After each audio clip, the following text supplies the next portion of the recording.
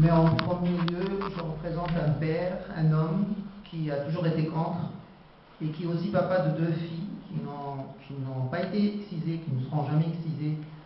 Et à la naissance de mes enfants, témoignage personnel, j'ai dû expliquer à mes parents qui sont d'accord, qui étaient d'accord, les parents de mon épouse, que pour ma fille qui allait naître, ce sera non. Mais ce n'est pas le cas pour tout le monde, parce que là-bas, c'est une affaire de femmes, et ça se passe majoritairement dans des pays qui sont majoritairement musulmans. Et beaucoup de gens pensent que la religion dit ça.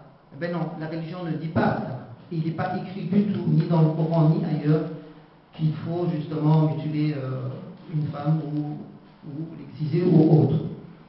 Et donc, moi, je me suis inscrit dans ce projet du GAMS depuis quelques années en Belgique, parce que ça me touchait déjà. J'étais étudiant en France, je suis retourné à Djibouti, je viens de Djibouti, pardon.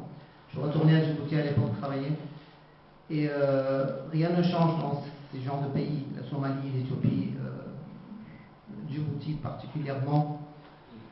Et arrivé ici, je me suis inscrit dans ce projet GAMS et particulièrement dans le projet MSO, qui veut dire Men Speak Out, pour qu'enfin les hommes puissent en parler, pour dire non, pour justement que ce ne soit pas une affaire de femmes et que les hommes ne se délaissent pas de ce sujet qui est quand même un sujet sensible qui touche beaucoup de femmes, beaucoup de filles. Et dans le projet actuellement, nous avons essayé de fédérer, on va dire, parce qu'il y a eu une formation de relais, de femmes relais d'abord, ensuite d'hommes relais, et la semaine dernière, il y a eu une grande réunion pour que l'on puisse être tous ensemble et que ce soit hommes, femmes, qu'on puisse relayer, qu'on puisse apporter l'information un maximum partout et qu'on puisse dire tous non. Et dans ce sens qu'on vient vous voir justement pour vous expliquer que nous sommes tous contre justement ces aberrations. J'estime que c'est des aberrations, ces mutilations.